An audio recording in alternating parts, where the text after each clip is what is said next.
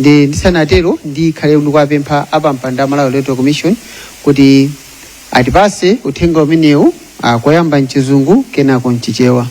Good evening, ladies and gentlemen, wherever you are watching us or listening to us too.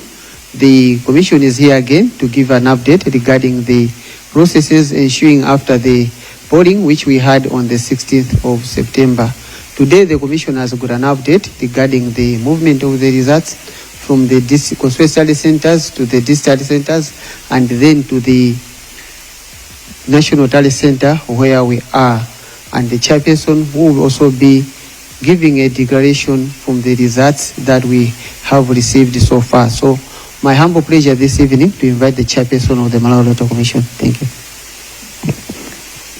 Zikomo kwambiri Sangwani. Choyamba mundilole kuti ndinene kuti maulemu onse akhale m'malo mwake. Komanso chachiwiri mundilole m'malo mwa bungwe la Malawi Electoral Commission kuti ndikuthokozeni nonse amene muli muno. Komanso amalawi tonse kumene tili amene mukutsatira kaya ndi pa wireless pakanema komanso masamba mchezo. Tikuthokozeni chifukwa chodikira tsiku lonse kuti tibwere ndi update iyi.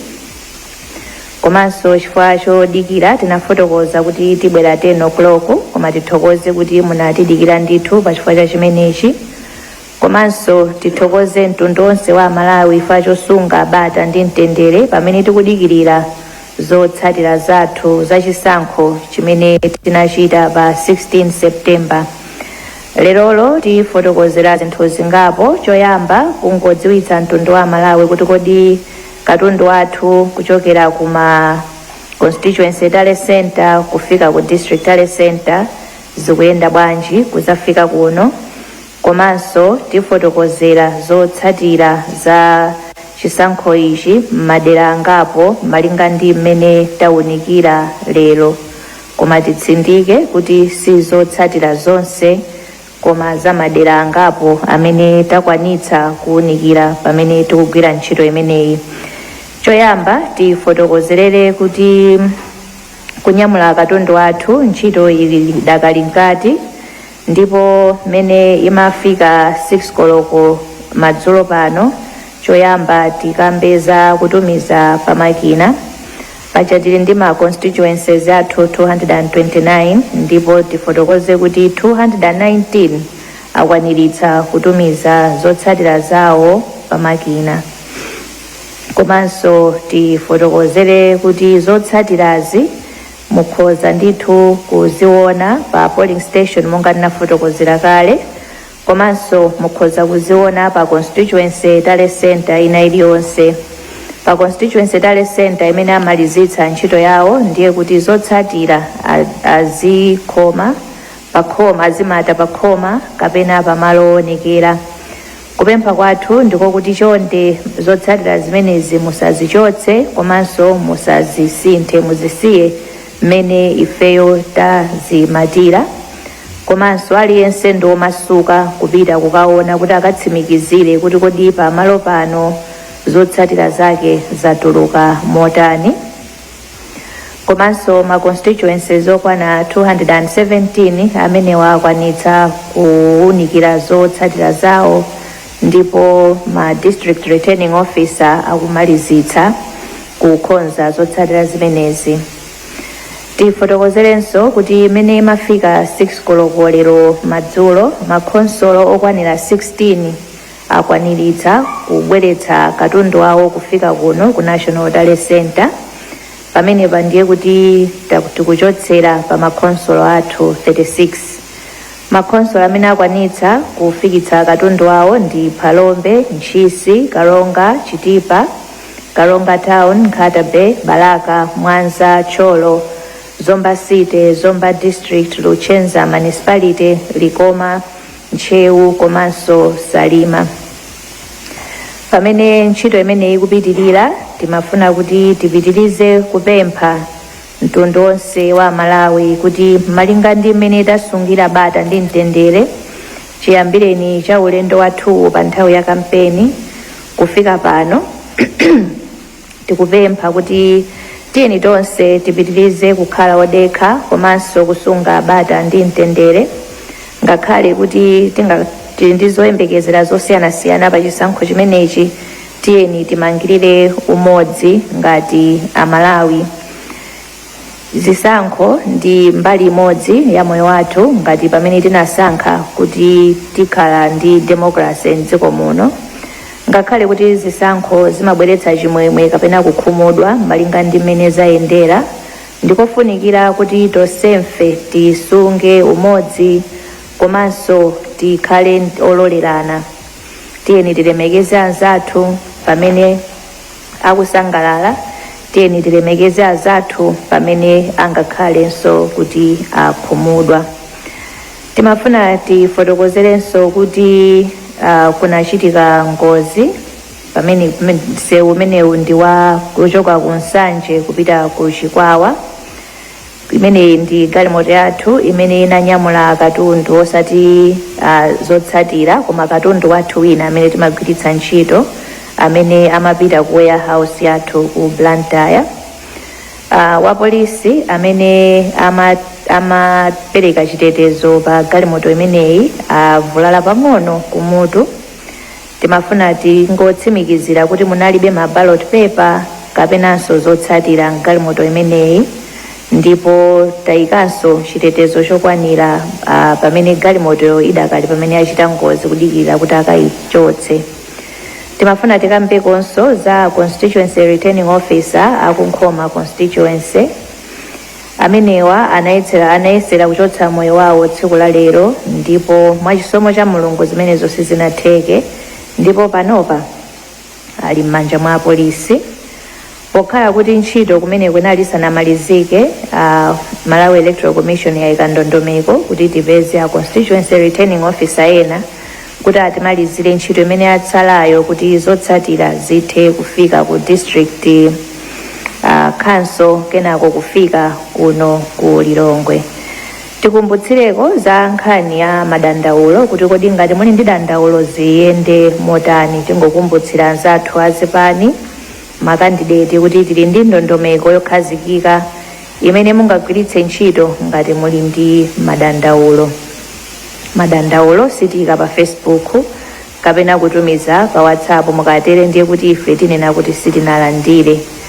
Izi zitikukamba tsiku ndi tsiku chifukwa chokuti mwina uthenga sukufikira kwenikweni, chifukwa chokuti wena amene ali ndi madandaulo sakugwiritsa ntchito njira zimenezi. Mwachifukwa chimenechi tipemphenso kuti ngati muli ndi dandaulo gwiritsani njira zokhazikika. Ndipo pakadali pano malinga kuti ndondomeko zathu zili ndi magawo, zinthu zimene zinachitika ku polling station dandaulo limafunika kuti liperekedwe ku polling station. Ngati zinachitika ku constituency tale center chimodzimodzi kapena ku district tale center chimodzimodzi.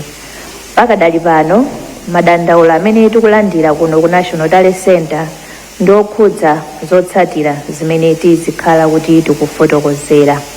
Ngati muli ndi dandaulo onetsetsani kuti choyamba mulipereke polembapo muyikeponso umboni, komanso osangokamba nkhamba-kamwa, koma zikhale kuti ndi zinthu zokuti zachitika ndipo umboni muli nawo. Mukachita motere mutithandizira kuti ntchito yathu tigwire molongosoka, chifukwa ngati dandaulo labwera ndi nkhamba-kamwa tisowa poyambira. Kwa iwo amene ali ndi madandaulo podzera ndi ceo@mek.org.mw. ngati kungatheke katisireni pamanja posiya ku office kwathu ku Mek head office Chisankho House mu City Center momuno. Mongobwerenzera chonde tisatumize pa WhatsApp, izikatere zikhala kuti zimenezi sitinalandire. Tafotokozera kuti tikhala tikuulutsa zotsatira, tibwerenzenso kuti tiziulutsa malinga ndi mmene tikugwirira ntchito. Lero commission inakhala pansi ndipo choyamba inawunikira madandaulo amene talandira kuma konsolo amene timayang'anira. Cholinga ndicho kuti tione ngati kuti madandaulo anthu anathandizika kale ku polling station kapena constituency tally center, ndipo kuti ngati sizinatero commission iwunikirenso tisanaulutse zotsatira za kumalo kumeneko, komanso kuti tilandire ndi kutsimikizira mavoti amene achokera kumalo kumeneko pamene tikuulutsa zotsatira. Tikakamba za madandaulo amene talandira malingana ndi gawo 65 la lamulo loyendetsera chisankho cha presidenti chomwe anyumba amalamulo komanso makansala, imafunikira kuti ifeyo tikhazike conference logbook pa polling station iliyonse, ndipo zimene zinachitika, ndipo presiding officer anali ndi mphamvu yolandira madandaulo ena aliwonse ochitika pa polling station komanso ndikupereka mayankho. Timafuna tifotokozere kuti pakadali pano tawunikira ndipo taona kuti kuma polling station akuma consolo amene tikhale tikulengeza kumeneko madandaulo onse analongosola, ndipo palibe madandaulo amene afika ku commission kuno kuchokera kumeneko. Ndiye kuti ifeyo tachitenga kuti madandaulo onse kumeneko analongosoka. Tsopano tifotokozereko za ma void votes kapena tinene kuti mavoti amene sanawerengedwe kuti anali ndi mavuto ena. Lamulo limafotokoza kuti tisanafotokozere tisanaulutse zotsatira zomaliza, timafunika kuti tione kuti kodi ma void vote alipo otani, komanso lamulo lomweli limafotokozera kuti tiunike ma void vote monga mmene presiding officer anafotokozerera kuti titsimikizire kuti kodi ndi void vote di kapena ayi. Koma tifotokozenso kuti pakadali pano ndifotokozenso kuti lamulo limanena kuti commission iunikire ma void vote pokhapokha ngati nambala imeneyoyo ingasinthe zotsatira. The commission can only consider the void votes if they have the effect of changing the outcome of the election. Pachifukwa cha chimenechi commission sinaunikire ma void vote chifukwa chokuti sitinamalize kuunikira zotsatira za chisankho cha president kuchokera dziko lonse. Ndiye kuti tikamaliza makonsolo onse pamene tizalingalire kuti kodi ma void vote tiaone kapena ayi, chifukwa choti pamene popo pamene tizadziwe kuti zotsatira zili motani ku makonsolo. Pa nthawi ino mutilole tsopano kuti tifotokozere zotsatira ku madera awa. Choyamba, Likoma district. Ku Likoma mkaundula wathu wa voti ndi 8,664. Anthu okwana 6,937 ndi amene anatuluka kukaponya voti amene inali 80. Kumeneku kunali manala 43 amene tinganene kuti 2%, ndipo voti ovomerezeka anali 6,794, ndipo mavotiwo ali motere. Dr. Joyce Hilda Banda of People's Party, 87 votes. Tokozani Banda Manyika, Independent, 20 votes. Akwame Bandawe of Anyamata Atsigana Azimai, 17 votes. Dr. Lazarus Makathe Chakwera of the Malawi Congress Party, 1,817 votes. Kamuzu Chiwambo of People's Transformation Party, 16 votes. Adil James Chilungo, Independent, 7 votes. Cosmas Felix Chipojola, Independent, 4 votes. Dr. Dalito Kabambe of UTM Party, 485 votes. Excuse me. Atupele Austin Muluzi of United Democratic Front, 110 votes. Professor Arthur Peter Mutharika of Democratic Progressive Party, 4,177 votes. Punziro Mvula, Independent, 4 votes. Frank Tumpale Mwenifumbo of the National Democratic Party, 3 votes. Dr. Kondwani Nankuma of People's Development Party, 4 votes. Jordan Sauti of Patriotic Citizens Party, 2 votes. Matt Mulumbe Swira, Independent, 2 votes. Milward Tobias, Independent, 2 votes. Dr. Michael Biswick Usi of Ojazake Alibe Mlandu, 37 votes. Kasungu Municipality. Kumeneku, amene analembetsa mkaundula watu wa voti anali 25,645. Ndipo anthu okwana 18,614 ndi amene anatuluka kukaponya voti imene inali 73%.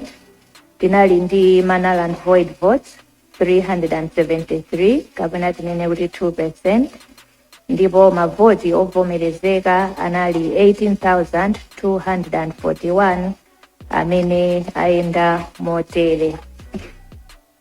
Dr. Joyce Hilda Banda of People's Party, 98 votes. Tokozani Banda Manyika, Independent, 27 votes. Akwame Bandawe of Anyamata Atsikana Azimai, 65 votes. Dr. Lazarus Makathe Chakwera Malawi Congress Party, 8,818 votes. Kamuzu Chiwambo of People's Transformation Party, 26 votes.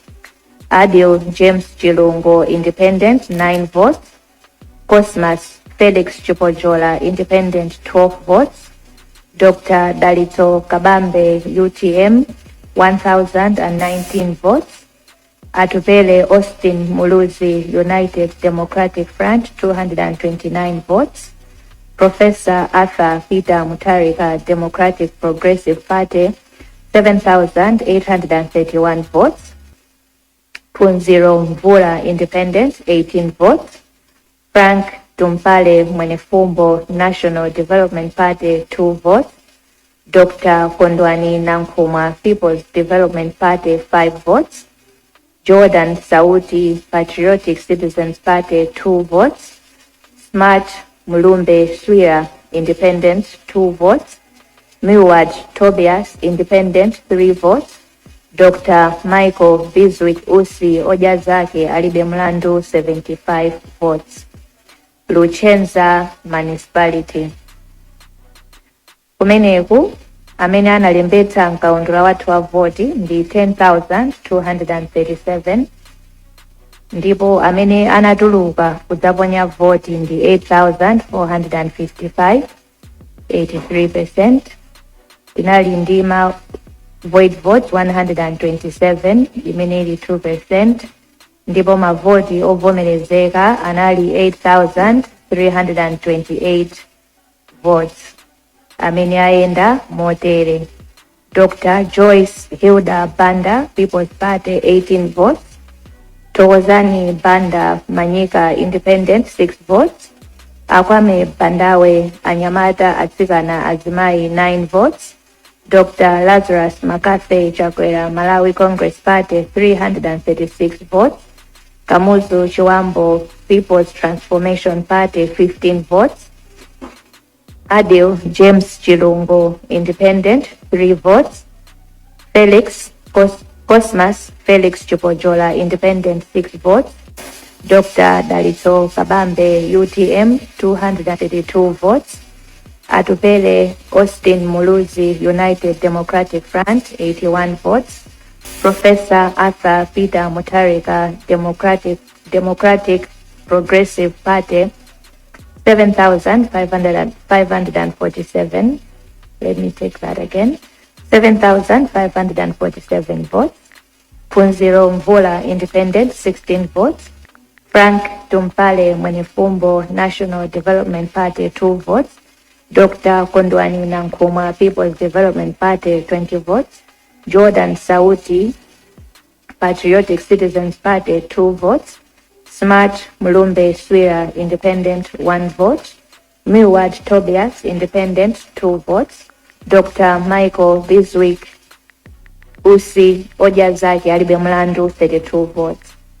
And lastly, for tonight, Mwanza. Kumeneku amene analembetsa mkaundula wathu wa voti ndi 51,045. Amene anatuluka kudzaponya voti ndi 38,011, imene inali 74%. Kunali ma void vote 1,210, imene ili 3%. Mavoti ovomerezeka anali 36,801, ndipo ayenda motere. Dr. Joyce Hilda Banda, People's Party, for 463 votes. Thokozani Banda Manyika, Independent, 126 votes. Akwame Bandawe, Anyamata Atsikana Azimai, 130 votes. Dr. Lazarus Makase Chakwera Malawi Congress Party, 2,128 votes. Kamuzu Chiwambo, People's Transformation Party, 104 votes. Adil James Chilungo, Independent, 81 votes. Cosmas Felix Chipojola, Independent, 67 votes. Dr. Dalito Kabambe, UTM, 2,203 votes. Atuvele Austin Muluzi, United Democratic Front, 533 votes. Professor Arthur Peter Mutharika, Democratic Progressive Party, 30,576 votes. Funziro Mvula, Independent, 84 votes. Frank Tumpale Mwenefumbo, National Development Party, 35 votes. Dr. Kondwani Nankumwa, People's Development Party, 10 votes. Jordan Sauti, Patriotic Citizens Party, 25 votes. Smart Mulumbe Swira, Independent, 19 votes. Milward Tobias, Independent, 22 votes. Dr. Michael Biswick Usi Ojazake Alibemlando, 95 votes. Izi ndiye zotsatira za makonsolo amene takwanitsa kuwunikira pofika nthawi ino. Tidziwitse mtundu wa Malawi kuti tipitiriza kuwunikira zotsatira zimene talandira ndipo tizilengeza monga tachitira lero kuti tikwaniritse zonse m'masiku 8 amene lamulo linakhazikitsa. Tikuthokozeni nonse Malawi amene mukutitsatira pakanema, pa wireless, pa masamba mchezo, komanso nonse amene muli pano. Tipitirizebe kupempha kuti tisunge bata ndi mtendere pamene tikuyembekezera kuti timve zotsatira zathu. Ambuye akudalitseni nonse, zikomo kwambiri.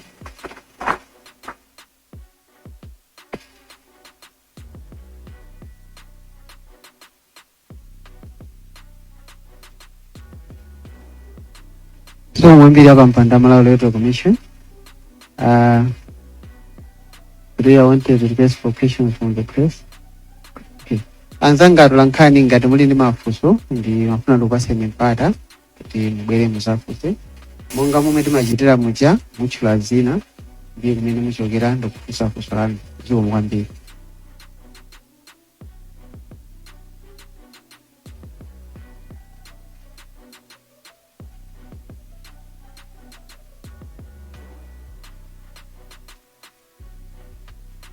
Chair, zinanga ndi weekly finjira koma wa Nation Publications. Ndi mafunso tochepa.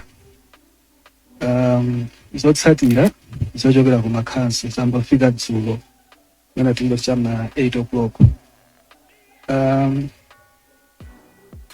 Yamba fika zina zinambapezeka zokuti zilibe masilu. Makiti analibe masilu.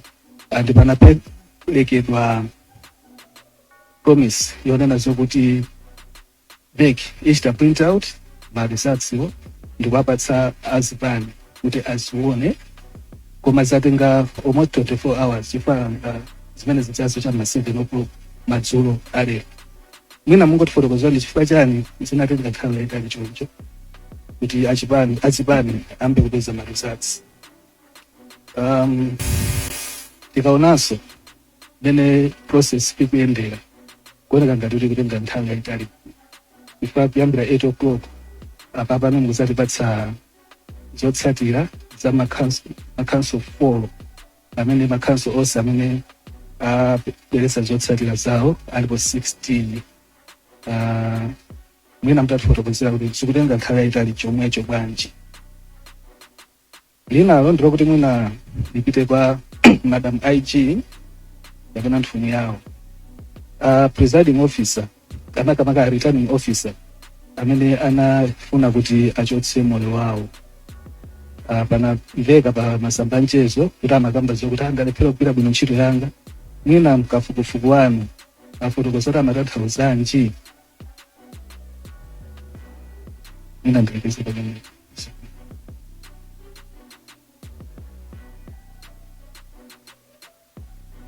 Ine ndi Leya Malikano kuchokera ku Times Group. Nina funso langa loyamba lina mzangayi wafunsapo kale komano pongonjezera. Timafuna tidziwe kuti kuchokera pa ma district 16 amene mwalandira usiku uno mwangotipatsapo ndithu ma district 4 okha. Munanena kuti muli ndi plani kuti mukamafika tsiku ili muzakhala ndithu mukulengeza mwina zotsatira zonse. Mukuona kuti ndi mmene mwachitira out of 16 districts mwachita kuma district 4 okha kuti mukwanitsa kuti mmene munapangira plan muthe kulengeza zotsatira makamaka za mtsogoleri wa dziko within 8 days. Ponjezera funso lomwelo, amalawi akufuna kudziwa kuti masiku 8 akatha musanamalize kuthana mwina ndi kuwerengera zotsatira za mtsogoleri mudzatani. Funso langa lina timafuna tidziwe kuti kodi bungwe la MEC limathana bwanji ndi vuto lokuti candidate wina wapezeka ndi mavoti kuposa anthu omwe anakaponya voti pa sentapo. Funso lina lomaliza, kukumapezeka kuti ogwira ntchito akumeki ena masenta ena akumakaniza atolankhani kutenga chithunzi cha zotsatira zimene azipeza pa bomapo. Kodi izi zikuchitika chifukwa chani? Iwo akumanena kuti izi sizololedwa malingana ndi malamulo. Ndi zoona? Zikomo kwambiri.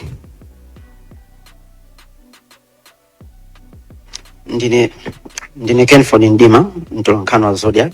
Ndine mafunso angapo. Funso loyamba ndilokhudza chipani cha MCP chomwe chikupikisana nawo chisankhochi pa msonkhano wako atolankhani chikuti chapereka dandaulo ku bungwe la MEC zokhudzana kuti anthu ena amapanga manipulate zotsatira za chisankhochi. Kodi mwalandira dandaulo limenelo? Tifuna tidziwenso kuti kodi pa madandaulo onse amene mwalandira dandaulo limene mungati ndi la serious ndi liti? Apolisi so atulutsa statement imene akuti akufufuza maboma angapo ngati Rumphi, Blantyre, Mangochi kuti kumeneko kunali ena amene amachita zachinyengo ndi ma results achisankho.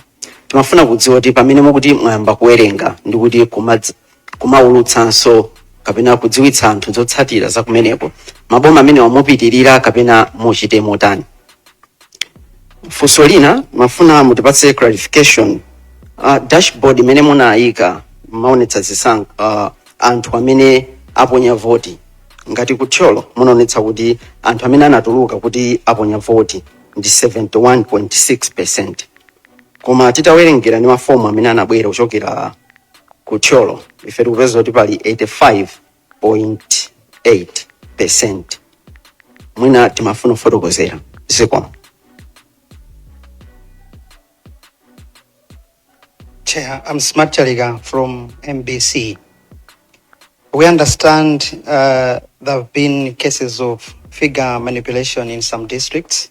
For example, in Kota-Chia constituency, the figures recorded at a polling station reported differed by 3,000 votes from the announced at the constituency tally center, and the matter was reported to the returning officer. We also understand similar incidents have been reported in districts such as Cholo, Doha, Chikwawa, Kasungu, Rumphi, and others across the country.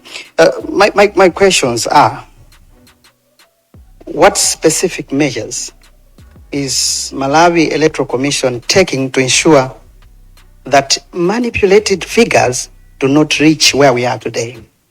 Secondly, what action is MEC taking against returning officers who we understand, according to Malawi Police Service, they're in custody now? And in light of these irregularities, how can MEC assure Malawians out there that the credibility and integrity of the electoral processes remain intact? Thank you so much.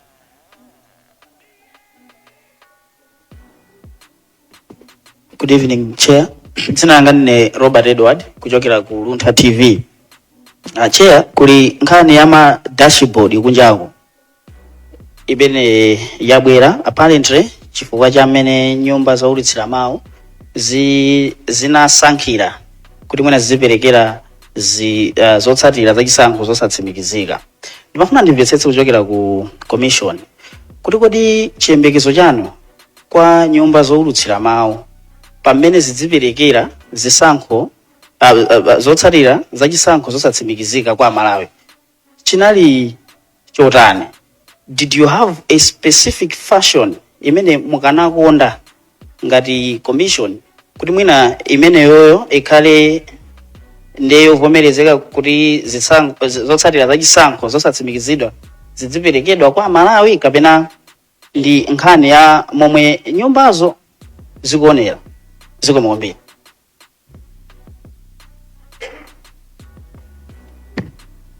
Zomwambira pa mpandameki mwina mukhoza kutiyankhirapo mafunso amenewo. Zikomo kwambiri Sangwani, ndithokoze nyumba yonse chifukwa cha mafunso amene abwera. Linalipo limodzi linalunjika ku Malawi Police Service, ndiye ndidzapempha Madam IG kuti ndikamaliza mudzayankhe limenelo.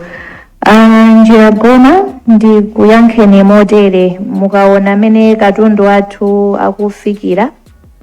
Choyambirira, we need to unpack and to process chifukwa chokuti kupanga determine ma results sikuti timangokhala pasi ndikunena kuti kodi ukuwapambana ndi ndani.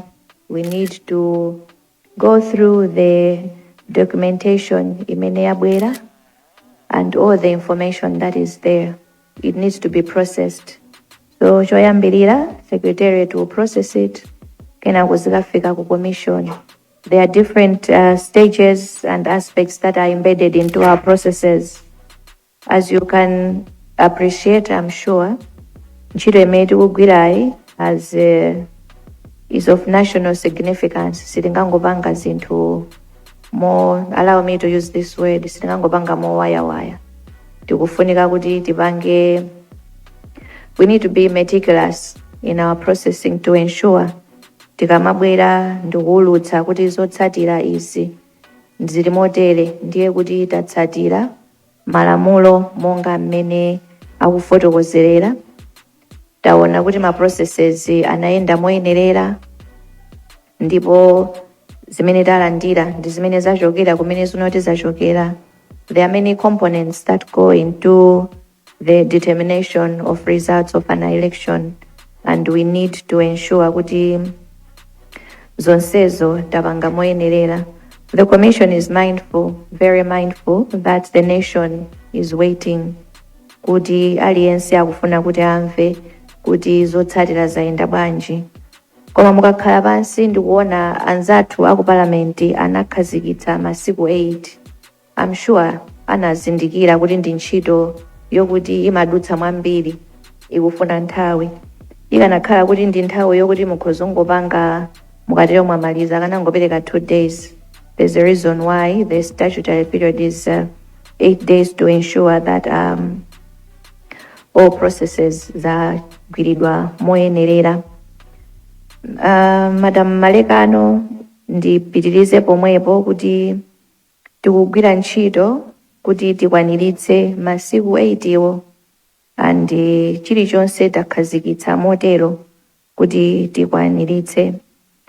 In terms of my irregularities presenting themselves in any form, whether it's the polling processes, kaya ndi counting, kaya ndi recording on a result sheet.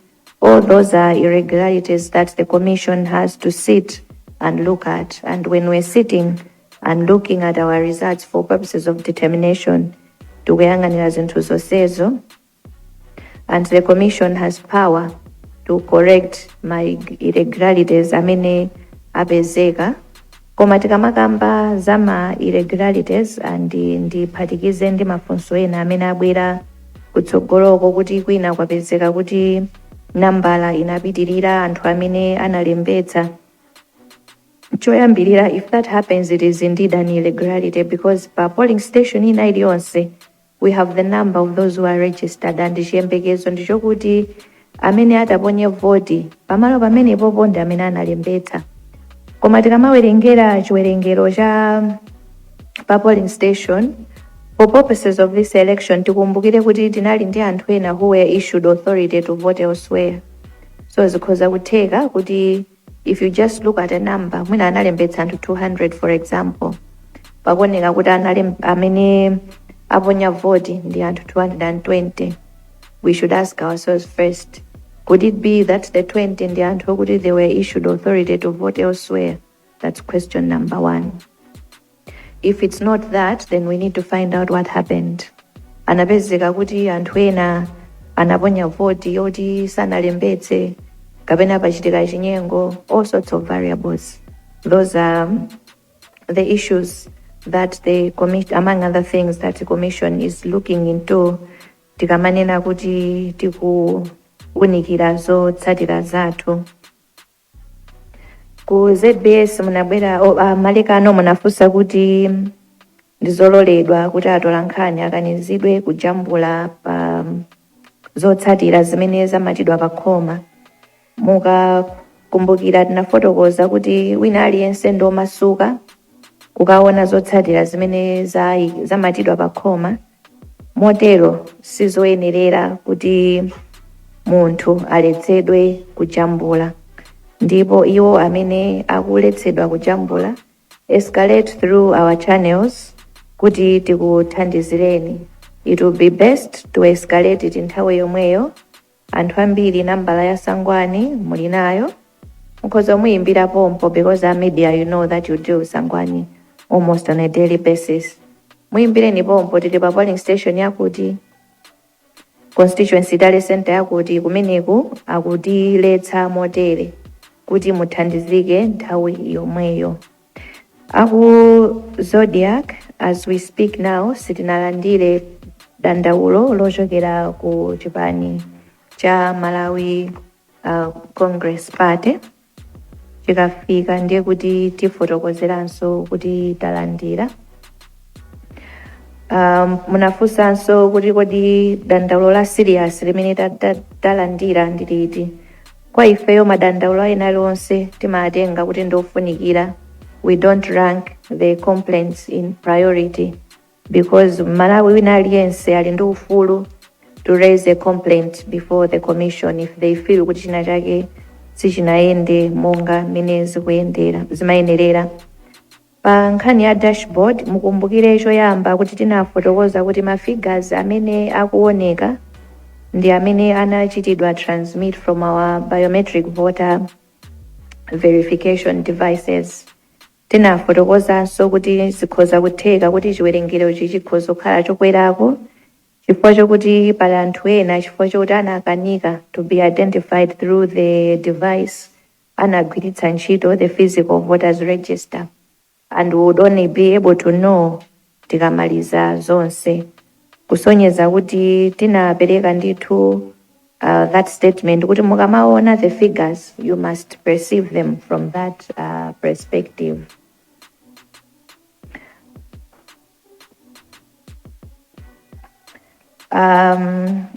Aluntha TV mwafunsa kuti kodi media chiyembekezo chathu chinali chotani. Choyambirira, there's a code of conduct for the media during this election, and the media house ina iliyonse akudziwa kuti akuyenekera kugwira ntchito within that framework. Tinalinso ndi ma session angapo, I'm sure iniyonso munalipo akuluntha, pamene timakambirana za code of conduct imeneyi. In terms of my dashboard and official results, the direction from the commission was ndo masuka amene akufuna kuti aziulutsa zotsatira, koma the underlying premise was official results come from the commission. Wina aliyense kaya ali ndi dashboard, or however they are relaying that information, as long as it is given with that disclaimer that it is within the purview of the commission only to release the official results of the commission.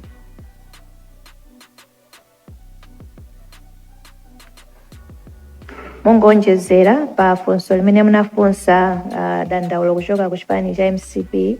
We have received from individual candidates, and those are complaints zimene tikuziunikira, but not from the Malawi Congress Party. Muna ndipemphe Madam Yolam kuti mutiyankhireko ziko.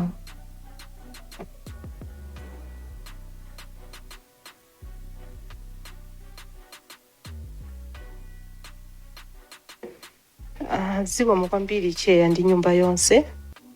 Funso limene tafusidwa likukhudzana ndi kunkhoma kumene tagwira anthu 80.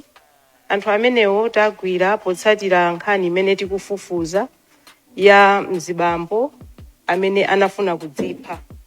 Ndiye pofufuza nkhaniyo yapezeka kuti ikuchita connect ku zinthu zina zimene munomo sindiulula chifukwa nkhanizi tikadafufuza. Koma nkhanizo poyambira pake ndiponena kuti munthu anafuna kudzipha amene anali presiding officer. Ziko mukwambiri.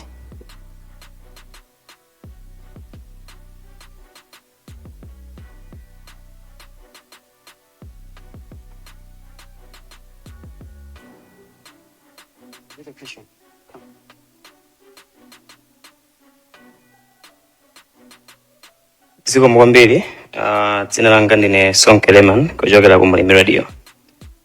Ndimafuna kudziwa make chair kuti pa nthawi ino yomwe anthu akukamba zosiyana kunjaku ngakhalenso masamba mchezo, ndipo muli ndi mafoni mukumatha kuona zonse zimene zikuchitika. Kodi pakadali pano mukumatha kulumikizana ndi anthu osiyana ndalenso? Kodi zimenezi zilibe kuthekera kusokoneza ntchito yanu? Nanga Malawi akukhulupireni bwanji kuti padakali pano mafoni anu simukulumikizana kapena ndi aliyense wamkulu kuchokera ku chipani chilichonse? Ziko.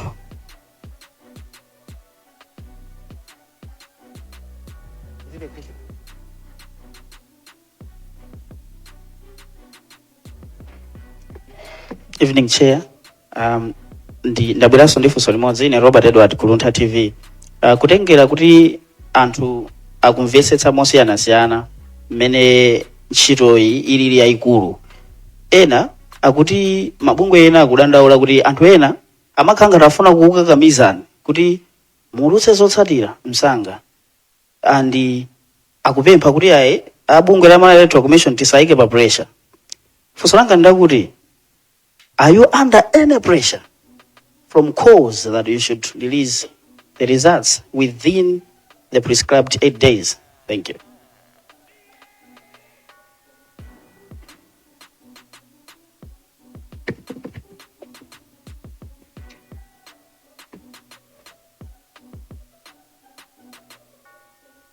Good evening, Chair. Dzina langa ndi Emmanuel Chikonso. Funso langa Madam Ajia nkamumveka bwino, komano ndimafuna kudziwa kuti kafukufuku ameneyi chipanda okhudza chisankho chomwechi ali ndi 8 days kuti aulutse zotsatira. Mwina nkutheka kuti nkhani imene yachitika upoyi ili nkuthekeranso kuti itha kusokoneza mwina zotsatira za chisankho. Timafuna kudziwa kuti kafukufuku wanu atenga nthawi yayitali bwanji, kodi nanga acheya mudzaulutsabe zochokera kumeneko mu nthawi iyi, chifukwa mwina nkutheka zimene zipezeka ukuzo zokhudzana ndi zimene anthu akhala kufunsa pano, ma irregularities ndi zina zotero. Ndifuna kudziwa the time frame ya investigation yanu, komanso ngati chair mungathe kuulutsabe zakumeneko kapena kudikirira zimene azathu apolisi achitetezo afufuze kuchokera kumeneko mu nthawi yoyikika tisadawuluse zotsatira zotsimikizika zomwe kwambiri.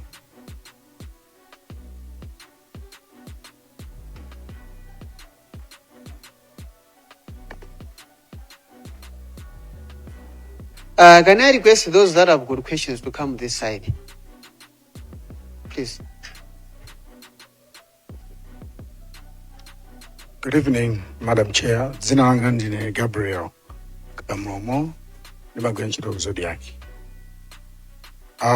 Inspector General atulutsa statement. Imene akunena kuti amanga maofisa anu 8. Are you aware? Do you know why your officers have been arrested?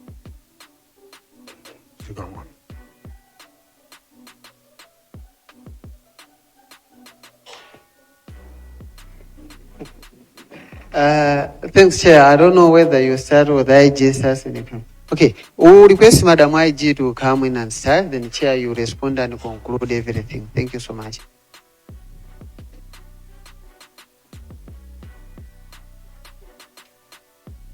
Once again, thank you, Chair. Time frame yofufuzira nkhani imasiyana malinga ndi complicity ya nkhaniyo. Ndiye kuti ndinene pano kuti nkhani itenga masiku awiri kapena siku limodzi ndi kunamizani. Koma zona zake poti Chair ayankha ndizoti wali ndi ma sources osiyana-siyana amene akutengamo data yawo ndi kumachita zimene akupangazo. Sindikukhulupirira kuti ikhoza kukhudzana ndi mulandu wokuti ngalepheretse chifukwa cha mulandu kulepheretsa zimene Chair akupanga. Chifukwa iwo akuti ndi ma sources ambirimbiri. Zikomo kwambiri. Thank you so much, Madam IG. Chair, I will request that you respond to the issues that have been raised and you immediately give a concluding remark. Thank you. Zikomo kwambiri Sangwani, zikomo kwambiri faja mafunso amene abwera. Funso limene mwafusa Sonke, and the next person, I beg your pardon, I didn't quite catch your name. Ndiyankhe motere bungwe la Malawi Electoral Commission linakhazikitsidwa ndi malamulo to work independently to manage and conduct elections in this country. Ndipo mukaona pamene takhala kutsogolo kuno takhala ngati Malawi Electoral Commission. Ndipo ntchito, we are working within the framework of the law and we are not under the direction of any person, kaya ndi chipani, kaya ndi institution, kaya ndi bungwe, kaya ndi ndani. Ntchito imene tili nayo pakadali pano ndiyo kuti timalizitse chisankho chimene tinayamba ndi kuponya voti pa 16 September. Ndipo ntchito imeneyo tigwira mpakana tiulutse, timalizitse kuulutsa zotsatira zathu malinga mmene tayambira lero. Maybe to answer your specific question, Mr. Sonke, I'm not under any pressure from anyone. Mwina chimene mmafuna kundifunsa ndi chimene chomwe mmakanika kuti mufunse, ndine ngokuyankhani motero. Masiku amene tili nawo ndi 8, mukakawerenga lamulo silinanene kuti tiyembekezere kuti mwina akupolisi apange izi ndi izi. We have 8 days within which to determine the results, and zimenezo ndimene tizapangire. Mr. Gabriel Kamlomo, we are aware that officers have been arrested and ifeyo ntchito ikupitirira ndithu.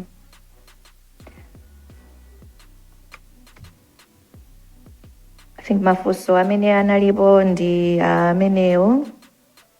Funso lokuti tinatenga nthawi kuti tiapatse ma political parties ma files ndi fotokoze monga nafotokoza kwayambirira kuja kuti tili ndi ma processes osiyana-siyana amene tikupanga kuti tifike kuti tikhoza kupereka output ngati apapa kuti tithe kuapatsa ma file. It means kuti we needed to process, mukaona katundu chamwabwera ndi zimabox, we need to isolate kuti tichotse ma complaint logbook tike pambali, record of polling processes tike pambali, our result sheets tike pambali so that we are able to process, and chifukwa chokuti we are processing huge volumes zinatenga nthawi, koma the documentation has been provided and will continue to do so pamene tikupitirira.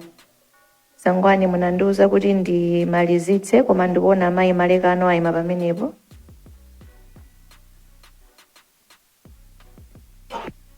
Pepani chair, timafuna tipemphe kwa bwana IG. Mwamanga munthu, mwatulutsa statement, zili kunjaku, chisankho chikuchitika, zowerengera zokuchitika, kukulankhulidwa zambiri. Timafuna mubwere pano, mutiuze Amalawi, mukufufuza, koma anthu alembedwa statement. Timafuna mutiuze kuyambira pano kuti kodi anthuwa mwamanga chifukwa chani.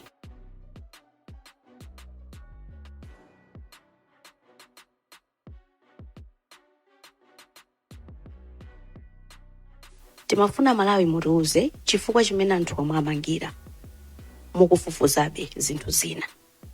Zikomo kwambiri.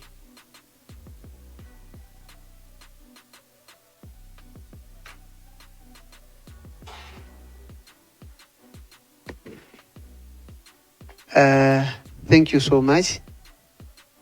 I wanted the chair to conclude.